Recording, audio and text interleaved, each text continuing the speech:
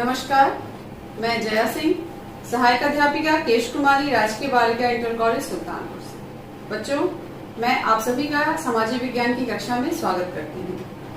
आज हम कक्षा 9 में सामाजिक विज्ञान में भारत और समकालीन विश्व का दूसरा अध्याय पढ़ेंगे, जिसका नाम है यूरोप में समाजवाद एवं रूसी क्रांति। आज इस अध्याय का हम पहला भाग पढ़ेंगे। आज इस अध्याय में जिन महत्वपूर्ण बिंदुओं पर हमारी और आपकी चर्चा होगी, आइए उसको एक बार देख लेते हैं। सबसे पहले हम सामाजिक परिवर्तन का युग, जिसके अंतर्गत हम उदारवादी, रेडिकल और रूढ़िवादी विचारधाराओं के विषय में बात करेंगे। नेक्स्ट, औद्योगिक समाज और सामाजिक परिवर्तन, यानी औद्योगिक क्रांति के बाद यूरोप में क्या परिवर्तन आए थे, उनके विषय में बात होगी। फिर यूरोप में समाजवाद का आना, जो भी समाजवादी विचारक थे उनके विचारों के विषय में हम बात करेंगे। फिर समाजवाद के लिए समर्थन, यानी उन समाजवादियों ने जो भी संस्थाओं या जिस दलों का गठन किया, उनके विषय में हमारी और आपकी चर्चा होगी। फिर रूसी साम्राज्य, 1914 में जो रूसी साम्राज्य कैसा था, उसके विषय में बात करेंगे। फिर अर्थव्यवस्था और समाज, यानी 1914 में जो रूस की आर्थिक और सामाजिक स्थिति थी, उसके विषय में हम बात करेंगे। आइए फिर हम अपनी शुरुआत करते हैं। बच्चों, पिछले अध्याय फ्रांसीसी क्रांति में आपने देखा कि फ्रांस की क्रांति को स्वतंत्रता और समानता के विचारों ने काफी प्रभावित किया था। फ्रांस की क्रांति के समाप्ति के बाद भी इस विचारधारा ने यूरोप ही नहीं, विश्व के समस्त हिस्सों को या समस्त देशों को प्रभावित किया था।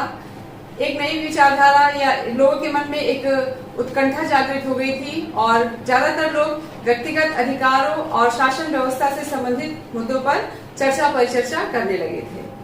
आइए हम फ्रांसीसी क्रांति को ध्यान में रखते हुए यूरोप में जो भी सामाजिक परिवर्तन हुए थे, उनके विषय में बात करेंगे। क्योंकि जब फ्रांस की क्रांति के बाद बहुत सी परिस्थितियां बदल गई थी, जो छोटे छोटे देश थे उसमें रहने वाले लोग अपने अधिकारों के प्रति जागरूक हो गए थे और वो जो उनके ऊपर शासन से जो भी अत्याचार या जो भी असहमति थी, उसके प्रति अपने विचार व्यक्त करने लगे थे। तो सबसे पहले आज का हमारा टॉपिक है सामाजिक परिवर्तन का युग, उदारवादी, रेडिकल और रूढ़िवाद। इसके अंतर्गत हम सबसे पहले उदारवाद के बारे में बात करेंगे। उदारवाद का अर्थ आप समझ सकते हैं, जहां पर सबको समान समझा जाए।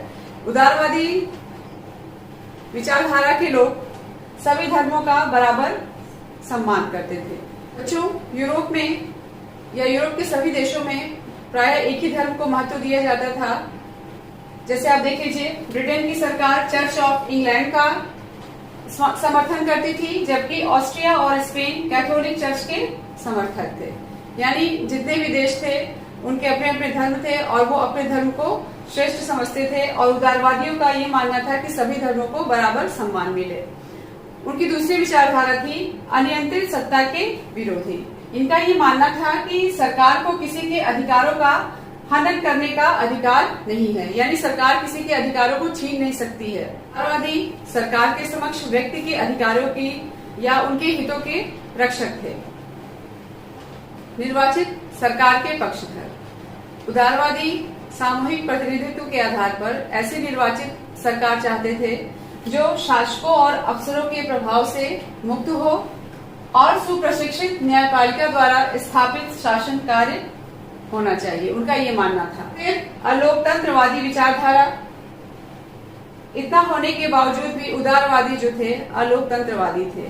उनका ये मानना था कि सभी को मतदान का अधिकार नहीं मिलना चाहिए, यानी वे सार्वभौमिक वयस्क मताधिकार के पक्ष में नहीं थे। उनका ये मानना था कि जिनके पास संपत्ति हो उनको ही मतदान का अधिकार प्राप्त हो। अगला है रेडिकल विचारधारा। बच्चों, ये विचारधारा बिल्कुल उदारवादियों से थोड़ी विपरीत थी। इस विचारधारा के लोग बहुमत के समर्थन पर आधारित सरकार के पक्षधर थे। इनका ये मानना था कि जो भी सरकार बने वो जनता के बहुमत पर आधारित हो। फिर मताधिकार आंदोलन के समर्थक। ये लोग मताधिकार आंदोलन के समर्थक थे। ये चाहते थे कि सभी को मतदान का अधिकार मिले। तीसरा पॉइंट देखिए, इसमें विशेषाधिकारों के विरुद्ध। ये उदारवादियों के इस सिद्धांत, जैसे उदारवादियों का मानना था कि मतदान का अधिकार सिर्फ उन्हीं को मिले जिनके पास निजी संपत्ति हो, लेकिन ये उसके विपरीत थे। उनका ये मानना था कि विशेषाधिकारों को कोई महत्व नहीं दिया जाना चाहिए। रेडिकलवादी निजी संपत्ति के विरोधी नहीं थे, लेकिन वो संपत्ति के संकेंद्रण पर बुरा नजर रखते थे और उससे बिल्कुल असहमत थे। नेक्स्ट टॉपिक है बच्चों, रूढ़िवादी विचारधारा। ये बिल्कुल उदारवादियों और रेडिकल से बिल्कुल ही विपरीत थी विचारधारा। पहले तो ये लोग बदलाव के पक्ष में नहीं थे, लेकिन जब फ्रांसीसी क्रांति हुई उसके पश्चात धीरे धीरे इन्हें भी महसूस होने लगा कि व्यवस्था में परिवर्तन आवश्यक है, लेकिन जो भी परिवर्तन हो वो धीमी गति से हो। लेकिन फ्रांसीसी क्रांति के पश्चात इनकी सोच में परिवर्तन आया और इन्हें भी लगने लगा कि परिवर्तन आवश्यक है, जो भी परिवर्तन हो वो धीमी गति से हो। बच्चों, इस तरह ये तीन विचारधाराएं आपने जानी, उदारवादी, रेडिकलवादी और रूढ़िवादी विचारधारा। और इन तीनों ही विचारधाराओं के अपने अपने मत थे। एक तरीके से देखा जाए तो इस सामाजिक परिवर्तन के युग में इन विचारधाराओं ने काफी प्रभावित किया और बहुत से लोग आगे चलकर उदारवादी और रेडिकल विचारधाराओं के पक्ष में हो गए थे। बच्चों, अगला टॉपिक है हमारा औद्योगिक समाज और सामाजिक परिवर्तन। आपने देखा तीन तरह के विचारधाराएं थी। इसी समाज और फ्रांसीसी क्रांति ने पूरे यूरोप को प्रभावित कर दिया था। इस क्रांति के पश्चात एक नए युग की शुरुआत हो रही थी और देखिए क्या क्या परिवर्तन आ रहे थे। आइए एक एक करके हम चर्चा करते हैं। औद्योगिक क्रांति के पश्चात यूरोप में नए शहर बन रहे थे और नए औद्योगिक क्षेत्रों का विकास हो रहा था, यानी नई नई इंडस्ट्रीज लगाई जा रही थी, फैक्ट्रीज लगाई जा रही थी। फिर रेलवे का भी काफी विस्तार हो चुका था। उस क्रांति के पश्चात महिलाओं और पुरुषों एवं बच्चों को भी कारखानों में काम मिलने लगा था, फैक्ट्रीज में उन्हें काम मिलने लगा था। लेकिन इसके बावजूद भी बेरोजगारी की समस्या जो थी वो बनी हुई थी। क्यों? क्योंकि ऐसा था बच्चों, औद्योगिक वस्तुओं की मांग में गिरावट आ गई थी, जिससे बेरोजगारी की समस्या बनी हुई थी। इसके अलावा जो मजदूर थे उनकी मजदूरी भी बहुत कम थी, यानी जो उनको मजदूरी मिलती थी वो उस समय के आर्थिक परिवेश के हिसाब से बहुत कम थी। जो आप ये पिक्चर देख रहे हैं और आप ये देख रहे हैं कि 19वीं शताब्दी के मध्य में लंदन के गरीबों की दशा उसी समय के एक व्यक्ति की दृष्टि से, यानी जो चित्र है किसी ने लिया है और इस समय आप देख रहे हैं कि कैसे मजदूर इस तरह बेतरतीब बैठे हुए हैं और उनकी आर्थिक स्थिति कितनी खराब है। नए नए शहरों का विकास हो रहा था और शहरों के फैलने से आवास की समस्या बढ़ गई थी, क्योंकि लोगों को रहने की जगह नहीं मिल रही थी, जिससे जनजीवन अस्त व्यस्त हो गया था। उदारवादी और रेडिकल दोनों ही इन समस्याओं के हल खोज रहे थे। इन दोनों के पास ही अपार संपत्ति थी और इनके अपने कर्मचारी भी थे। इन्होंने संपत्ति, व्यापार और औद्योगिक व्यवसायों के माध्यम से इकट्ठा किया था। इनका ये मानना था कि यदि मजदूर स्वस्थ हो और नागरिक पढ़े लिखे हो तो इस स्थिति का लाभ उठाया जा सकता है। ये उदारवादी और रेडिकल समूह के लोग व्यक्तिगत स्वतंत्रता के पक्ष में थे और जन्मजात मिलने वाले विशेष अधिकारों के विरुद्ध थे। ये उदारवादी ये मानते थे कि हर एक व्यक्ति को स्वतंत्रता मिले और जितने भी गरीब लोग हैं जिनके पास काम नहीं है उनको रोजगार मिल जाए और जिन व्यक्तियों के पास संपत्ति है उन्हें बिना रोक टोक के काम करने का अधिकार मिले। उदारवादियों और रेडिकलवादियों के इस विचारधारा से बहुत से लोग प्रभावित हुए और धीरे धीरे करके इनके संगठन में वो लोग शामिल होने लगे। उसी समय इटली के राष्ट्रवादी मैजनी ने 1815 ईस्वी के पश्चात 1815 आपको याद होगा वाटरलू का युद्ध हुआ था जिसमें नेपोलियन की हार हुई थी। 1815 ईस्वी के पश्चात राष्ट्रवादियों के साथ मिलकर राजा के खिलाफ साजिश रची थी और इटली के गठन की प्रक्रिया प्रारंभ की जहां सभी को समान अधिकार प्राप्त हो। बच्चों, ये स्थिति सिर्फ इटली में ही नहीं थी, इटली के अलावा फ्रांस और रूस में भी ऐसे कितने ही राष्ट्रवादी विचारधारा के लोग सक्रिय हो गए थे और वो चाहते थे कि जो भी शासक बैठा है उस शासक का तख्ता पलट कर सकें। एक तरीके से देखा जाए तो नए क्रांतिकारी विचारों का उदय हो रहा था। ये राष्ट्रवादी कार्यकर्ता क्रांति के पश्चात एक ऐसी शासन व्यवस्था या ऐसी सरकार बनाना चाहते थे जिसमें सभी को समान अधिकार प्राप्त हो और सभी को स्वतंत्रता भी समुचित रूप से प्राप्त हो। नेक्स्ट है यूरोप में समाजवाद का आना। बच्चों, समाजवाद की विचारधारा समाज के पुनर्गठन की सबसे दूरगामी दृष्टि देने वाली विचारधारा थी और इस विचारधारा की शुरुआत 19वीं सदी के मध्य में हुई थी। समाजवाद यानी सोशलिस्ट। आइए हम जानते हैं कि इस समाजवाद के अंतर्गत क्या क्या बातें हुई थी।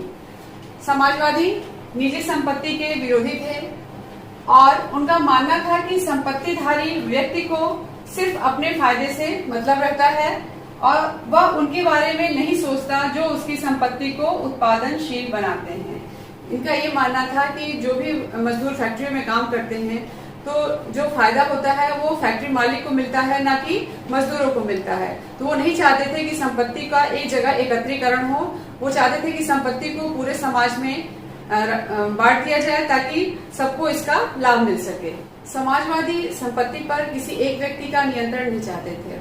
उनका ये मानना था कि संपत्ति पर समाज का नियंत्रण हो, क्योंकि संपत्ति ही विरोध का कारण बनती है और जब संपत्ति का एकत्रीकरण होता है तो धीरे धीरे लोगों में क्या होता है, दूरियां बढ़ती हैं, ऊंच और नीच का फर्क किया जाने लगता है। आइए बच्चों, अब हम समाजवादियों के विचारों के विषय में बात करेंगे, क्योंकि जितने भी समाजवादी थे उनकी अपनी एक विभिन्न विचारधारा थी और वो एक ऐसे समाज के निर्माण के पक्षधर में थे जहां पर सभी को समान अधिकार प्राप्त हो। तो इसके अंतर्गत सबसे पहले हम इंग्लैंड के उद्योगपति रॉबर्ट ओवन के विषय में बात करेंगे। इन्होंने नया समन्वय नामक एक समुदाय गठित किया।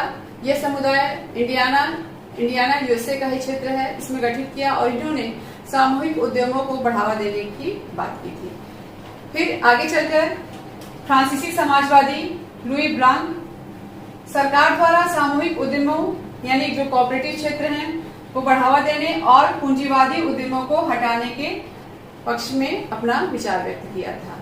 आगे चलकर फिर हम कार्ल मार्क्स के बारे में बात करेंगे। कार्ल मार्क्स भी बहुत बड़े समाजवादी थे। इन्होंने एक बहुत ही प्रसिद्ध पुस्तक लिखी थी, दास कैपिटल। उसमें उन्होंने अपने समाजवादी विचार को बताया था। इनका ये मानना था कि औद्योगिक समाज पूंजीवादी समाज है। फैक्ट्रियों में लगी पूंजियों पर पूंजीपतियों का स्वामित्व है और पूंजीपतियों को जो ये फायदा मिल रहा है वो मजदूरों की मेहनत से मिल रहा है। इसलिए वो ये चाहते थे कि जब तक निजी पूंजीपति मुनाफे का संचय करते जाएंगे तब तक मजदूरों की स्थिति में सुधार नहीं हो सकता है। इसलिए अपनी स्थिति में सुधार लाने के लिए मजदूरों को निजी संपत्ति और इन पूंजीवादी विचारधाराओं को उखाड़ फेंकना होगा। कार्ल मार्क्स का ये मानना था कि स्वयं को पूंजीवादी शोषण से मुक्त कराने के लिए एक अलग समाज की स्थापना करनी होगी जिसमें संपूर्ण संपत्ति पर संपूर्ण समाज का नियंत्रण होगा। कार्ल मार्क्स भी निजी संपत्ति के विरोध में थे। उनका मानना था कि संपत्ति पर समाज का नियंत्रण होना चाहिए। मार्क्स ने इस समाज को साम्यवादी समाज यानी कम्युनिस्ट सोसाइटी का नाम दिया था और मार्क्स का ये विचार बहुत ही प्रसिद्ध हुआ था। आगे चलकर फ्रेडरिक एंगल्स ने इनका मानना था कि मजदूरों को पूंजीवाद और निजी संपत्ति के शासन को समाप्त करना होगा।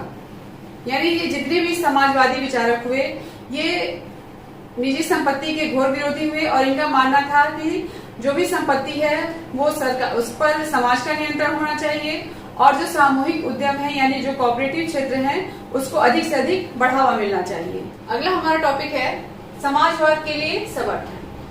बच्चों, 1870 के दशक तक समाजवादियों ने द्वितीय इंटरनेशनल के नाम से एक अंतर्राष्ट्रीय संस्था बना ली थी। समाजवादी पूरे यूरोप में 1870 के दशक में फैल चुके थे। इधर इंग्लैंड और जर्मनी के मजदूरों ने अपने कार्य स्थिति और जीवन में सुधार लाने के लिए अनेक संगठन बनाना शुरू कर दिए। संकट के समय अपने सदस्यों को मदद पहुंचाने के लिए इन्होंने एक कोष भी स्थापित कर लिया और काम के घंटों में कमी और मताधिकार के लिए इन लोगों ने अपनी आवाज भी उठानी शुरू कर दी थी। इसी क्रम में जर्मनी में सोशल डेमोक्रेटिक पार्टी के साथ इन संगठनों के काफी गहरे रिश्ते थे और इन्हें संसदीय चुनाव में सीट दिलाने में भी मदद मिली थी। इसका मतलब ये हुआ कि ये संगठन जो है जब चुनाव होते थे तो इन पार्टियों की मदद किया करते थे। आगे चलकर 1905 में ब्रिटेन के समाजवादियों और ट्रेड यूनियन आंदोलनकारियों ने लेबर पार्टी के नाम से और फ्रांस में सोशलिस्ट पार्टी के नाम से अपनी एक अलग पार्टी बना ली थी। लेकिन वर्ष 1914 तक समाजवादियों को सफलता नहीं मिली, यानी चुनाव तो हुए लेकिन उस चुनाव के जो नतीजे आए वो समाजवादियों के पक्ष में नहीं आए। लेकिन उन्होंने स्वयं को मजबूती से संसदीय राजनीति में प्रस्तुत किया। इसका मतलब ये है कि उनके प्रतिनिधियों को चुनाव जीतने में मदद मिली थी और उनके कई प्रतिनिधि जीते भी थे, लेकिन जो सरकार थी उसमें ज्यादातर रेडिकलवादी, उदारवादी और रूढ़िवादियों का ही दबदबा बना रहा। बच्चों, अब हम रूसी साम्राज्य की बात करेंगे और वो भी 1914 की। 1914 बच्चों बहुत ही प्रसिद्ध वर्ष है क्योंकि इस समय प्रथम विश्व युद्ध हुआ था। तो सबसे पहले आइए हम रूस के बारे में जानते हैं। रूस में निरंकुश राजशाही का शासन था जिसकी स्थापना 1325 से 1340 ईस्वी में हुई थी। रूस के शासक को जार कहा जाता था। जार शासक राजा के दैवी सिद्धांत में विश्वास करते थे। दैवी सिद्धांत यानी खुद को ईश्वर का प्रतिनिधि मानते थे। जब रूस की क्रांति हुई थी उस समय रूस का जार निकोलस द्वितीय था, यानी आप ये चित्र देख रहे हैं ये जार निकोलस ही हैं। और जब ये क्रांति हुई थी तो उस समय रूस के शासक के रूप में ये विद्यमान थे। बच्चों, 1914 में जो रूसी साम्राज्य की स्थिति थी, आइए एक बार उसकी तरफ हम लोग चलते हैं। 1914 में मॉस्को के आसपास पड़ने वाले भू क्षेत्र के अलावा फिनलैंड, लातविया, लिथुआनिया, एस्टोनिया तथा पोलैंड, यूक्रेन व बेलारूस के कुछ हिस्से रूसी साम्राज्य के अंग हुआ करते थे। बच्चों, ये आप मानचित्र देख रहे हैं और ये मानचित्र 1914 में जब प्रथम विश्व युद्ध हुआ था उस समय का है। प्रथम विश्व युद्ध 1914 से 1918 के बीच में हुआ था। उस समय दो गुट थे, एक मित्र राष्ट्रों का और एक केंद्रीय शक्तियों का। मित्र राष्ट्रों में इंग्लैंड, फ्रांस और रूस थे और केंद्रीय शक्तियों में जर्मनी, ऑस्ट्रिया और हंगरी थे। ये आप क्षेत्र देख रहे हैं, जो ये ऑरेंज आपको दिखाई दे रहा है, ये जर्मनी का क्षेत्र है और ये ऑस्ट्रिया और हंगरी है। ये क्या थे? ये केंद्रीय शक्तियां थी। रूसी साम्राज्य देख रहे हैं आप, फ्रांस देख रहे हैं, ये और इंग्लैंड, ये क्या थे? ये तीनों मित्र राष्ट्र थे। इसके अलावा आप ये क्षेत्र देख रहे हैं और ये आपका स्पेन है, ये स्वीडन है और ये नॉर्वे और ये डेनमार्क, अल्बानिया। ये जितने भी देश आप देख रहे हैं ये सभी तटस्थ राज्य थे, यानी इन देशों ने या इन राज्यों ने इस युद्ध में हिस्सा नहीं लिया था। फिर आप ये ब्लू देख रहे हैं, यहाँ पर बुल्गारिया और ऑटोमन साम्राज्य, ये ऐसे देश थे जिन्होंने शुरुआत में तो तटस्थता दिखाई लेकिन बाद में ये केंद्रीय शक्तियों से जा मिले। केंद्रीय शक्तियां यानी जर्मनी और ऑस्ट्रिया, हंगरी से ये लोग जा मिले थे।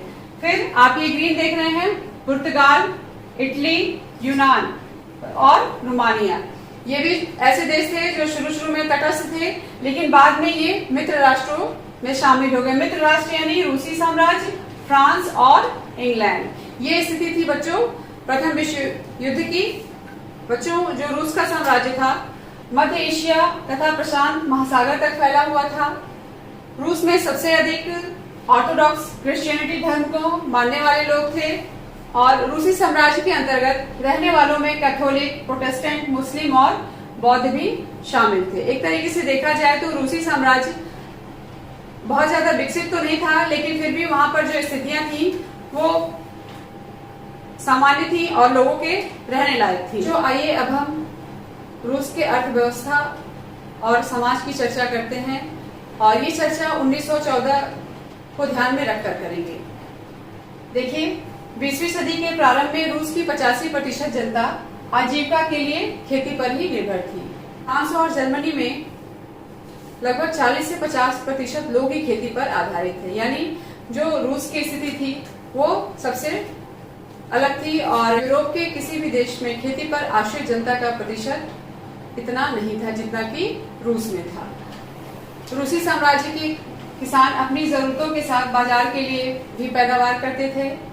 रूस अनाज का एक बड़ा निर्यातक देश था क्योंकि यहाँ पर कृषि पर आधारित ही अर्थव्यवस्था थी। सेंट पिट्सबर्ग और मॉस्को प्रमुख औद्योगिक इलाके थे। ज्यादातर उत्पादन कारीगर करते थे, लेकिन कारीगरों के अलावा कल कारखाने भी बहुत मौजूद थे। 1890 के दशक में जब रूस में रेलवे का विस्तार हो रहा था, तब बहुत सारे कारखानों की स्थापना हुई थी। 1890 के दशक में रेलवे के विस्तार के कारण कई फैक्ट्रियों की शुरुआत हुई तथा विदेशी निवेशक भी बड़ी मात्रा में मॉस्को पहुंचे, जिसके परिणाम स्वरूप कोयले का उत्पादन 2 गुना और स्टील का उत्पादन 4 गुना बढ़ गया था। अधिकांश जो कारखाने थे उद्योगपतियों की निजी संपत्ति थी, लेकिन सरकारी विभाग द्वारा इन फैक्ट्रियों पर नजर रखी जाती थी।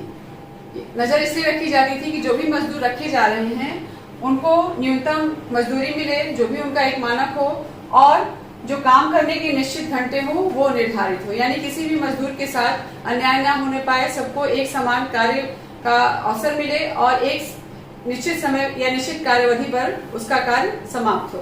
बच्चों, इसके अंतर्गत हम मजदूरों की स्थिति के बारे में भी जानेंगे। जो रूस की सामाजिक व्यवस्था थी, हम ये देखेंगे कि रूस का समाज 3 वर्गों में बटा हुआ था: उच्च वर्ग, मध्य वर्ग और सर्वहारा वर्ग। उच्च वर्ग में कौन थे? जारशाही के सदस्य। जारशाही यानी मैंने आपको बताया कि राजा को वहां पर जार कहा जाता था। फिर सामंत, उच्च अधिकारी और जो उनके साधन हैं। मध्य वर्ग में लेखक, विचारक, छोटे सामंत, छोटे व्यापारी और दार्शनिक शामिल थे। सर्वहारा वर्ग में कृषिदास, कारीगर और मजदूर। इस तरह से रूसी समाज का वर्गीकरण हुआ था। और इस समाज में जो सर्वहारा वर्ग या जो मजदूर थे, देखिए वे सामाजिक स्तर पर मजदूर बटे हुए थे। क्यों? क्योंकि कुछ मजदूरों का संबंध गांव से था और कुछ का संबंध शहरों से था। बहुत सारे मजदूर शहरों में ही बस गए थे, लेकिन उनकी योग्यता और दक्षता में भी बहुत फर्क था। सेंट पीटर्सबर्ग के धातुकर्मी मजदूर स्वयं को दूसरे मजदूरों से उच्च समझते थे। क्यों? क्योंकि इनके कार्य में अच्छे प्रशिक्षण और निपुणता की आवश्यकता होती थी। बच्चों, आप ये चित्र देख रहे हैं, ये एक बंकर का चित्र है जहां पर मजदूर जो है पालियों में काम करते थे और बारी बारी से सोते थे और परिवार को साथ नहीं रख सकते थे। और ये जो स्थिति है, ये रूस में क्रांति होने से पहले की स्थिति है। वर्ष 1914 तक लगभग 31% महिलाएं फैक्ट्री मजदूर के रूप में कार्य करती थी, लेकिन इनका जो वेतन होता था वो पुरुष मजदूरों की अपेक्षा कम होता था। यानी उनका जो इन्हें जो वेतन प्राप्त होता था वो एक जो निश्चित मानक था जो पुरुषों को मिलता था, वो इनको नहीं प्राप्त होता था। अब हम ग्रामीण क्षेत्रों में कृषकों की स्थिति के विषय में बात करेंगे, यानी रूसी साम्राज्य में कृषक की स्थिति क्या थी। ग्रामीण क्षेत्रों में अधिकांश जमीन पर किसान खेती करते थे। जैसा कि मैंने आपको बताया कि 85% जनता जो है खेती करती थी, लेकिन विशाल संपत्तियों पर कुलीन वर्ग, राजशाही और ऑर्थोडॉक्स चर्च ने अपना प्रभुत्व स्थापित किया हुआ था। रूसी किसान यूरोप के बाकी किसानों के मुकाबले भिन्न थे। कैसे भिन्न थे? देखिए, किसान मजदूरों की तरह ही बटे हुए थे और बहुत धार्मिक स्वभाव के थे। ये सामंतों और नवाबों का बिल्कुल सम्मान नहीं करते थे और इसी के कारण ये देखिए 1902 में दक्षिणी रूस तथा वर्ष 1905 में रूस में ऐसी घटनाएं हुई कि रूसी कृषक अपनी संपूर्ण जमीन कम्यून को दे देते थे। कम्यून, जिसे मीर भी कहा जाता था, और फिर कम्यून प्रत्येक कृषक को परिवार की आवश्यकता के अनुसार भूमि वितरित करता था। ये रूसी साम्राज्य के ग्रामीण क्षेत्रों में कृषकों की स्थिति थी। बच्चों, आज इस अध्याय के प्रथम भाग में हमने यूरोप में समाजवाद के आगमन को भली भांति समझा और अंत में मैं आपको कुछ अभ्यास प्रश्न दे रही हूं, जिन्हें आप अपने नोटबुक में करते जाएंगे। 5 प्रश्न हैं। देखिए, पहला प्रश्न है, नया समन्वय समुदाय की रचना का प्रयास किसने किया? दूसरा है, रूसी समाज कितने वर्गों में विभाजित था? तीसरा प्रश्न, यूरोप में फ्रांसीसी क्रांति के पश्चात 3 तरह के विचारों का उदय हुआ, संक्षेप में इन विचारों की चर्चा कीजिए। चौथा है, वर्ष 1914 के रूसी साम्राज्य के विषय में लिखिए। और 5वां प्रश्न है, रूस में समाजवादी किसे कहा जाता था? बच्चों, आप इन प्रश्नों को ध्यान से देखकर अपने नोटबुक में करते जाएंगे। धन्यवाद।